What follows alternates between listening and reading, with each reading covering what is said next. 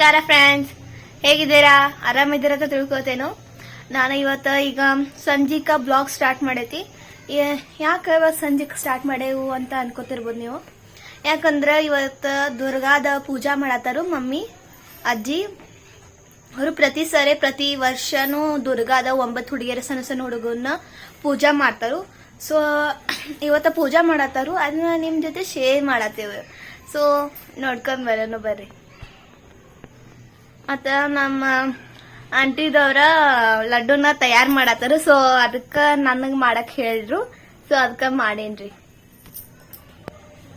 ಏನ್ ಪೂಜೆ ಹೆಂಗ ಆಗತೈತಿ ಅಂತ ನೋಡಿರ್ ಬರ್ರಿ. ನಮಸ್ಕಾರ ಫ್ರೆಂಡ್ಸ್ ಎಲ್ಲರಿಗೂ. ಇದು ಸಾಯಂಕಾಲ ನಾವು ವ್ಲಾಗ್ನ ಸ್ಟಾರ್ಟ್ ಮಾಡಕತ್ತೀವಿ.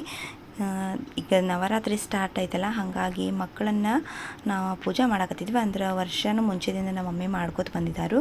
ಅಂದ್ರೆ ನಾವು ಹೆಂಗೆ ದೇವಿ ಸ್ವರೂಪನ 9 ದಿನ 9 ಅವತಾರ ನೋಡ್ತೀವಲ್ಲ ನವದುರ್ಗಿಯರ್ದ, ಹಾಗಾಗಿ ಮಕ್ಕಳನ್ನು ಕೂಡ ದೇವರ ಸ್ವರೂಪನ ಅಂತ ಹೇಳ್ತಾರೆ.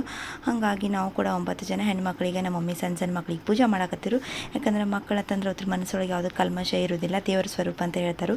ಅದಕ್ಕೆ ಮಕ್ಕಳಿಗೆ ನಾವು ಪೂಜೆ ಮಾಡಿ ಅವ್ರಿಗೆ ಏನಾದರೂ ತಿನ್ನಕೊಟ್ಟು ಗಿಫ್ಟ್ಸ್ ಅದು ಕೊಟ್ಟರೆ ಮಕ್ಕಳು ಖುಷಿಯಾಗಿ ಏನು ಹೋಗ್ತಾರಲ್ಲ, ಹಾಗಾಗಿ ಅದೇ ನಮಗೆ ಅದರ ಆಶೀರ್ವಾದ ಸಿಕ್ಕಂಗೆ. ಹಾಗಾಗಿ ವರ್ಷ ನಾವು ಈ ರೀತಿಯಾಗಿ ನಮ್ಮ ಮಮ್ಮಿನೂ ಮುಂಚೆದಿಂದ ಪೂಜೆ ಮಾಡ್ಕೋತ ಬಂದಿದ್ದಾರೆ. ಈ ವರ್ಷ ಸಹ ನಾನು ಅದಾಳಲ್ಲ, ಆಕಿದು ಫಸ್ಟ್ ವರ್ಷ ದಸರಾ ನಮ್ಮ ಮನೆಯೊಳಗೆ, ಹಾಗಾಗಿ ಆಕೆ ಕಡೆಯಿಂದ ಪೂಜೆ ಅದು ಮಾಡ್ಸಾಕತ್ತಿದ್ವಿ. ಐಶಿನೂ ಪೂಜಾ ಕುಂತಾಳು ನೋಡ್ರಿ. ಯಾಕಂದ್ರೆ ಆಕಿನ ವ್ಲಾಗ್ ಮಾಡ್ತೀನಿ ಅಂದ್ಲು. ಪೂಜಾಕ್ಕೆ ಆಕಿ ಕುಂತ ಕೂಡಲೇ ನನಗೆ ನೀನು ವ್ಲಾಗ್ ಮಾಡಂತಂದು ಕೊಟ್ಲು. ಹಾಗಾಗಿ ನಾನು ಶೂಟ್ ಮಾಡಕತ್ತೀನಿ ನೋಡ್ರಿ. 9 ಮಕ್ಕಳಿಗೆ ಕರೆದ ಪೂಜೆ ಮಾಡಕತ್ತೀವಿ ಎಲ್ಲರಿಗೂ. ಇದ್ರೊಳಗೆ ನಮ್ಮ ಮಾನವಿ ಒಬ್ಬಾಕಿ ಮಿಸ್ ಆದ್ಲು. ಲಾಸ್ಟ್ ಟೈಮ್ನು ಹೋದ ವರ್ಷ ಹಂಗಾಗಿತ್ತು. ಬಟ್ ವಿಡಿಯೋ ಕಾಲ್ ಒಳಗೆ ಆಕಿಗೆ ನಾವು ಪೂಜೆ ಮಾಡಿದ್ರು ಮಮ್ಮಿ, ಆಕಿ ಗಿಫ್ಟ್ ತೆಗೆದಿಟ್ಟಿದ್ರು ಆಕಿಗೂ ಅಂತ. ಬಟ್ ಈ ಸರಿ ಮಿಸ್ ಆದ್ಲು ಮಾನ್ವಿ ನೋಡ್ರಿ. ಮಕ್ಕಳಿಗೆ ಕೊಡೋಕ್ಕಂಥ ಗಿಫ್ಟ್ಸನ್ನು ತಂದಿಟ್ಟಾರಿಲ್ಲಿ. ಅಂದರೆ ಬುಕ್, ಸ್ಕೆಚ್ ಪೆನ್, ಅದು ಅಂದರೆ ಮಕ್ಕಳಿಗೆ ಏನು ಇಷ್ಟ ಅದನ್ನ ಏನಾದರೂ ಇಷ್ಟ ಆದದ್ದು ಕೊಟ್ಟರೆ ಮಕ್ಕಳು ಕೂಡ ಖುಷಿ ಆಗ್ತಾರೆ. ಅಂದರೆ ನಾವೇನೋ ಪೂಜೆ ಮಾಡಿ ಮಕ್ಕಳಿಗೆ ಏನೋ ಕೊಟ್ಟರೆ ಅದರಿಂದ ಖುಷಿಯಾಗಿ ಹೋಗಬೇಕು. ಖುಷಿಯಾಗಿ ಹೋದ್ರೇ ನಾವು ಈ ಪೂಜೆನ ಏನು ಮಾಡಿರ್ತೀವಲ್ಲ ಮಾಡಿದಕ್ಕೂ ಅದು ನಮಗೆ ಸಾರ್ಥಕ ಆದಂಗೆ ಪೂಜೆ.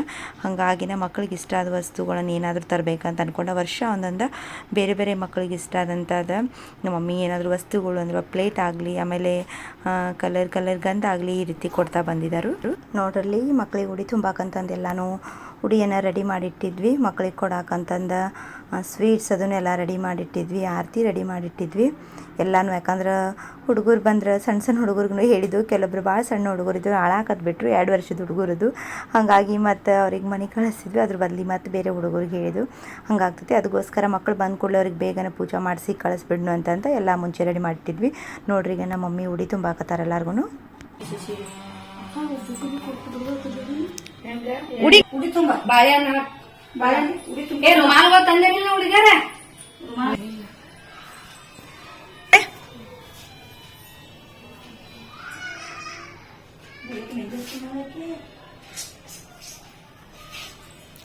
ರೆಡಿಯಾಗಿ ಬಂದಾರ ಅವರು. ಇದೇ ಚಂದ ಗೋಬಿ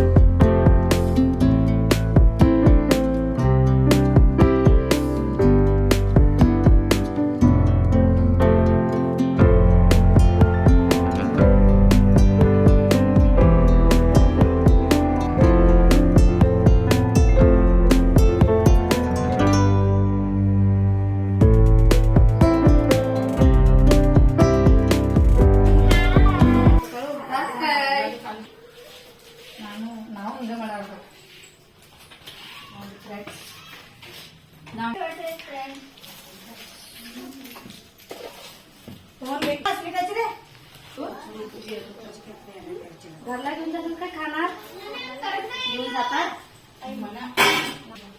ಮಕ್ಕಳಿಗೆ ಅಂತ ಕೊಡಕ್ಕಂತಂದು ಉಪ್ಪಿಟ್ಟು, ಆಮೇಲೆ ಸ್ವೀಟ್ಸ್ ಅಂತ ಜಿಲೇಬಿ ಅದೆಲ್ಲ ತರಿಸಿದ್ವಿ. ಆಮೇಲೆ ದಸರಾ ಹಬ್ಬ ಇತ್ತಲ್ಲ, ಅದಕ್ಕೋಸ್ಕರ ಕರ್ಜಿಕಾಯಿ ಅಂತ ಮನೆಯೊಳಗೆ ಮಾಡಿದ್ವಿ, ಎಲ್ಲನೂ ಮಕ್ಕಳಿಗೆ ಕೊಟ್ಟಿದ್ವಿ. ಜೊತೆಗೆ ಅವ್ರಿಗೆ ಗಿಫ್ಟ್ ಅಂತ ಬುಕ್ ಅದನ್ನೆಲ್ಲ ಕೊಟ್ಟು, ಆಮೇಲೆ ಮ್ಯಾಲೆ ಬಾದಾಮಿ ಹಾಲು ಮಾಡಿದ್ವಿ ಸಣ್ಣ ಹುಡುಗರಿಗೆ. ಯಾಕಂದ್ರೆ ಸಣ್ಣ ಹುಡುಗರಿಗೆ ಇಷ್ಟ ಏನೆಲ್ಲ ಅದನ್ನು ಮಾಡಿಕೊಟ್ರೆ ಸ್ವಲ್ಪ ಖುಷಿ ಪಡ್ತಾರಲ್ಲ, ಆವಾಗ ನಾವು ಕೂಡ ಪೂಜೆ ಮಾಡಿದಕ್ಕೆ ಸಾರ್ಥಕ ಆಗ್ತದೆ. ಅದಕ್ಕೋಸ್ಕರ ಅಂತ ಮಕ್ಕಳಿಗೆ ಇಷ್ಟ ಆದದ್ದೆಲ್ಲನೂ ಮಾಡಿದ್ರು. ಮಕ್ಕಳು ಕೂಡ ಭಾಳಷ್ಟು ಖುಷಿ ಪಟ್ರು ಎಲ್ಲರೂ. ಅದ್ರಾಗ ನಮ್ಮ ಮಾನ್ವಿ ಒಬ್ಬಕ್ಕೆ ಇಲ್ಲಲ್ಲ, ಅದೊಂದು ನಮಗೆ ಭಾಳ ಬೇಜಾರಾಯ್ತು.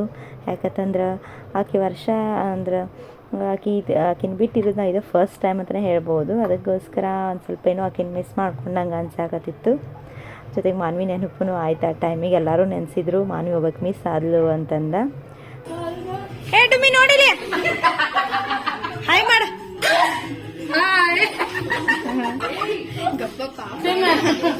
ಬಾಯ್ ತಿನ್ನದ್ರ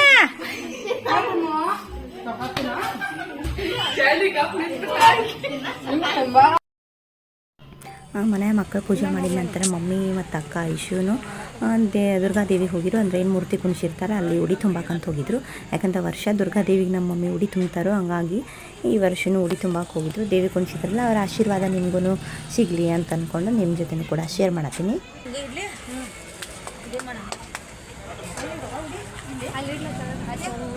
ಎದಿಗೆ ಹಚ್ಚಿ ಇಡ್ಲಾ ಅಲ್ಲಿ ಹೇಳಿ ಇಡ್ತಾರ ನೀ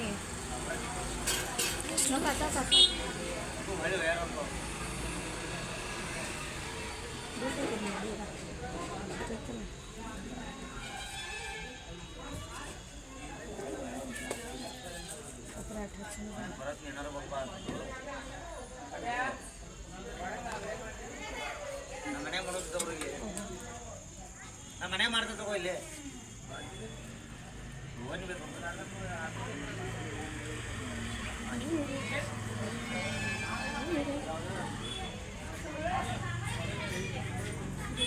ಅಷ್ಟೇ ಅರ್ಧ ಚೀಲ ಅಷ್ಟೇ ಮಾಡೋದು.